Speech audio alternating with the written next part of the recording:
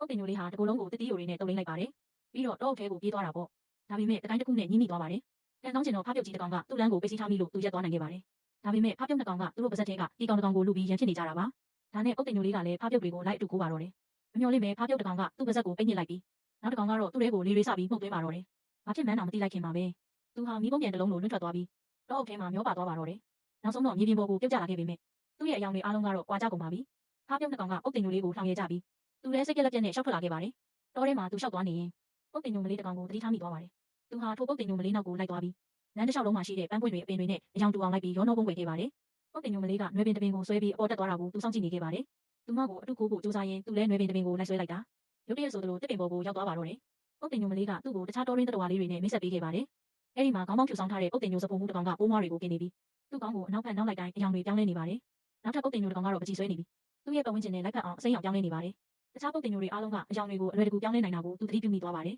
။ဒါကြောင့်သူကိုယ်တိုင်လည်းအယောင်ပြောင်းဖို့စူးစမ်းကြည့်တာပေါ့။သူက post post တစ်ခုပေးလိုက်ပေမဲ့သူ့ရဲ့အရေးပြားကတော့ဘာမှပြောင်းလဲမသွားပါဘူး။အပေါ်ကိုမောကြည့်လိုက်တော့အုတ်တင်ညိုမလေးကအယောင်တွေပြောင်းလဲနေတာကိုမြင်လိုက်ရပြန်ပါတယ်။သူကသူမကိုလိုက်ကူးချဖို့ထက်ကြိုးစားပြီးတကူလုံးကိုညှစ်ထုတ်လိုက်ပေမဲ့လေလေယုံမဲတက်နိုင်ခဲ့ပါတယ်။ဒါကတရိတ်ဆန်လေးတွေအားလုံးကိုဝိုင်းပြီးရင်မောစေခဲ့ပါတယ်။ဒါပေမဲ့ဒီတစ်ခါတော့သူစိတ်မပြတ်သွားပါဘူး။သူကအနားမှာရှိတဲ့အလင်းတောက်နေတဲ့ပိုးဆုံးကျူးလေးတစ်ကောင်ကိုကောက်ကင်လိုက်ပါတယ်။အဲ့ဒီအလင်းကငှက်ပြို့ရောပေါ်ကိုအရေးတွေကျစေခဲ့ပါတယ်။သူ့ရဲ့လက်တွေကိုတုံးပြီးအဲ့ဒီနေ့ကသူမြင်ခဲ့ရတဲ့တရိတ်ဆန်တွေအားလုံးရဲ့အရေးပုံတံတွေကိုစပြီးဖန်တီးပါတော့တယ်။တရိတ်ဆန်ရေးတစ်ခုချင်းစီကတကယ်အသက်ရှိတယ်လို့မျိုးထင်မဲ့ရလောက်ပါတယ်။မကြခင်မှာပဲတခြားတော်ရင်းတတော်ဝါလေးတွေလည်းလာရောက်ကြည့်ရှုဖို့စုဝေးလာကြပါတယ်။သူတရုတ်ပြနေစင်မှာပဲ